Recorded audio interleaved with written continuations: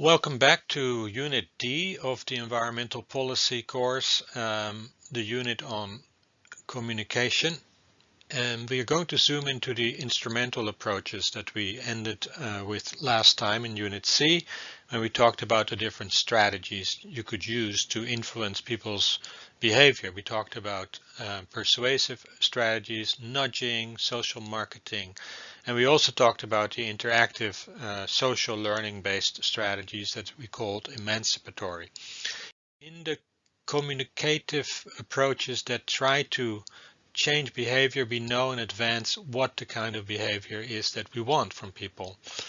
A classic example of that would be an example from the petrified forest in Arizona. It's an old example, but in this petrified forest there are lots of fossils, and they can be easily taken because it's a rather large park and you cannot have surveillance everywhere, and 14 tons of fossils were stolen by theft annually, and the park had to think about a way to communicate that this wasn't right. So what they did, they designed different messages to see what the effect would be. So they posted along the trails signs, and the first sign said, "Many visitors have taken fossils from the park in the past. This is harmful to the park." And then they added an image of people carrying out fossils. The second one says, "Please do not take any fossils in order to keep the park as it is." And then they added an image of a visitor taking a fossil with a red stripe and the word "no." And then the third one was "no action at all." And then they compared on the different trails with the different signs what the effect would be. Well, you might think for yourself now for a moment which one would be the most effective.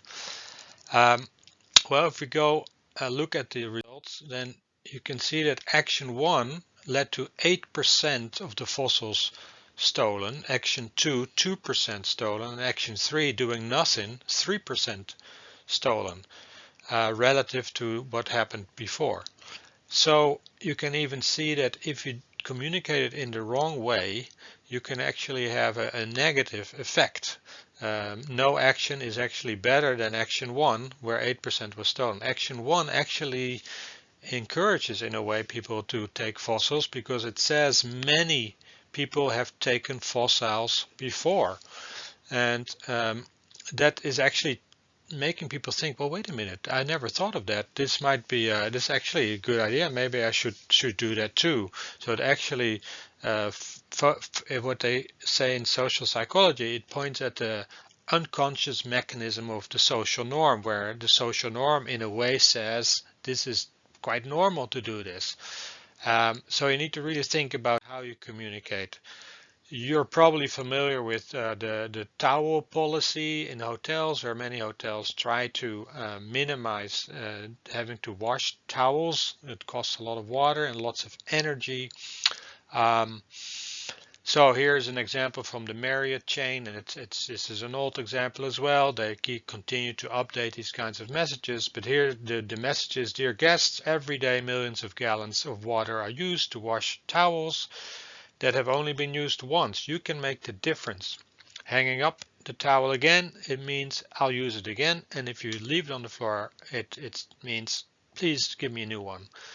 And then they thank you for helping conserve the Earth's vital resources.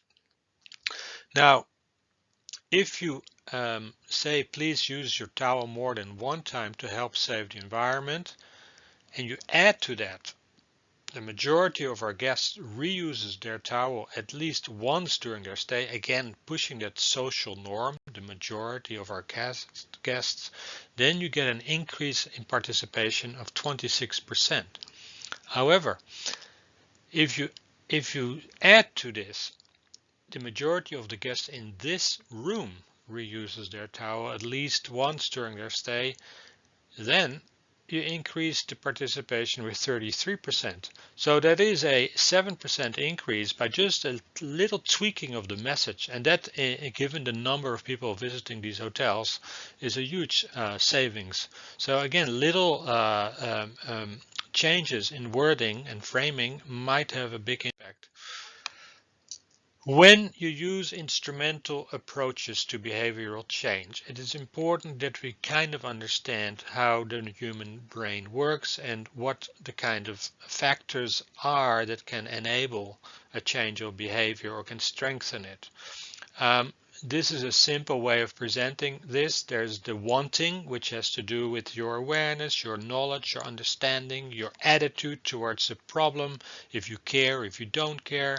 The social norm, if your friends or your family is really sympathetic to a particular agenda, sensitive to, say, the well-being of animals, that may influence your social behavior as well, because you want to conform to your friends and to your family.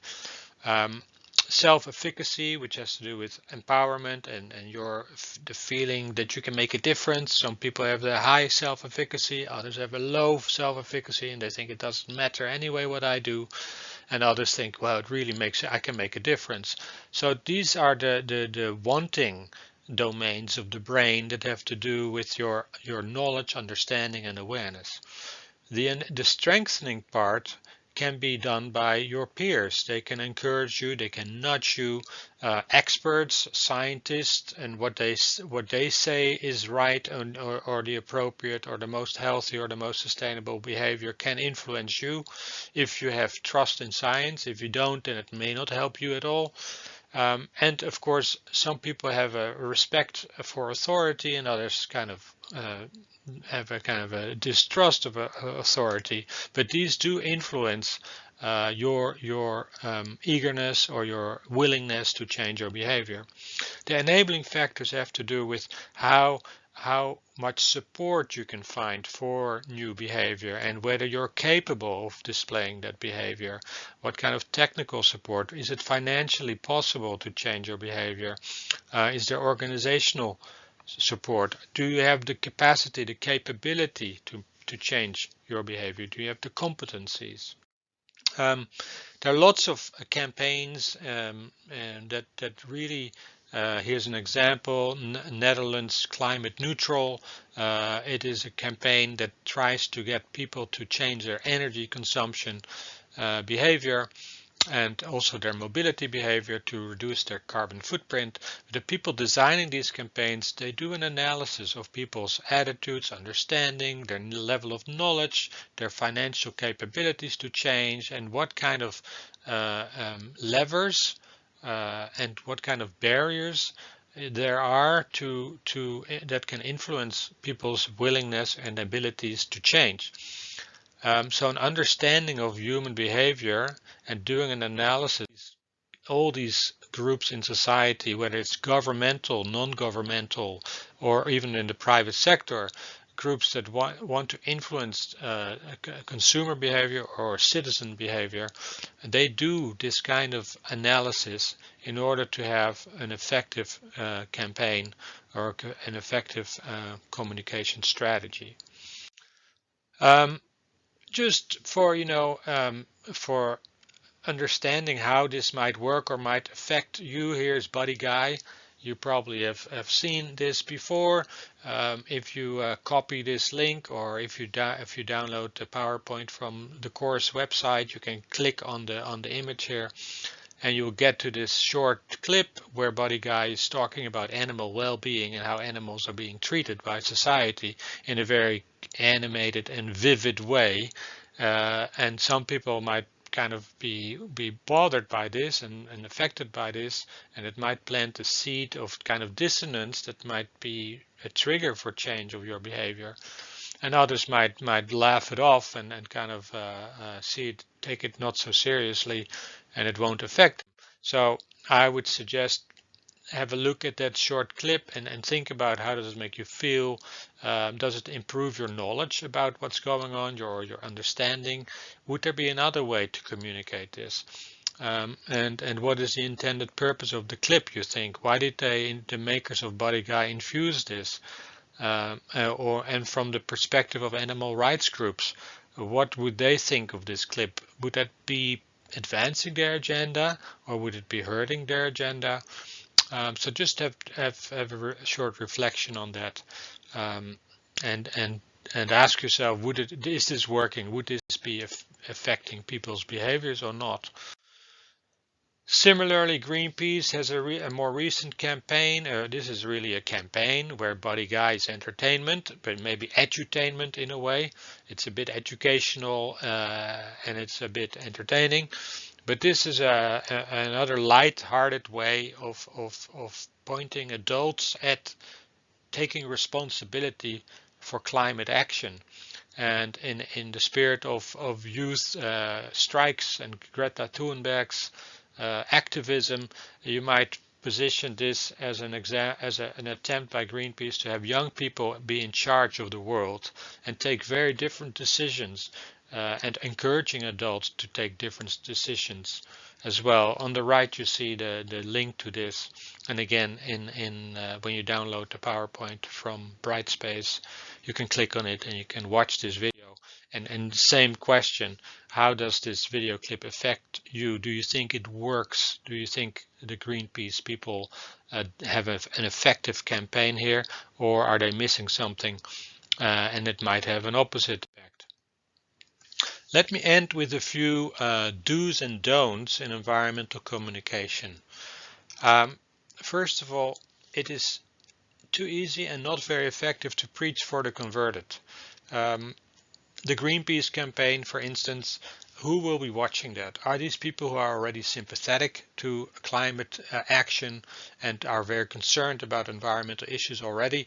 Then those people the campaign might resonate with them, but it won't really change their behavior because they're already kind of sympathetic to the call.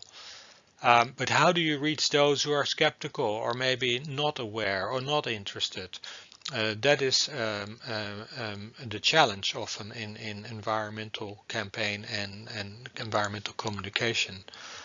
Another mistake is to accuse people, to blame them, or to moralize and to display a kind of moral superiority where you are the one who have figured it out and know what is the right way of living is, and you kind of dismiss or dispel or judge other people's ways of living.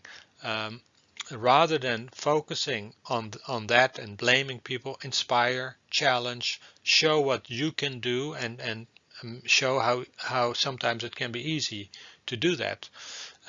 Focus on the positive and don't judge. It's also important to be sure that you don't focus on transmission and persuasion, but also try to become more interactive and in a way more educational by listening to what people care about, what they are concerned about, by building upon their prior knowledge, and to try to engage in a dialogue. So don't just focus on persuasion and transmission, but try to have a complementary strategy that is more interactive. That combination is the most powerful. Don't just emphasize economic benefits, which we often see. You can save money if you take solar, but multiple benefits, quality of life and improvement of lifestyles. So that when the economic incentives fade, people don't fall back into their old behavior, but they stick to their new approach simply because they are more comfortable, more happy, and have more satisfaction from the lifestyle change than just the change in an economic benefit. Show results, that's also very important. Sometimes people feel that nothing is really changing, that the impact of the change of their behavior is very little, but often we forget to make it more visible. So provide feedback, make change visible, use apps, use ways to monitor and measure change, whether this is in health or in energy savings, and then that way people can really see the benefits more quickly and get motivated. This is the model that we will be talking about in the next sessions. This is from the Council of the Living Environment. This is a more detailed model from the one that I showed you before. We're going to zoom into this and kind of work with this in the next few sessions. Take-home message. You have 3 take-home messages that I think are useful The way the message is framed, the last one, and the trustworthiness of the source is also very important in quality communication. Have a look at these and think them over and try to comprehend these take-home messages. Again, you can ask questions in the virtual classroom.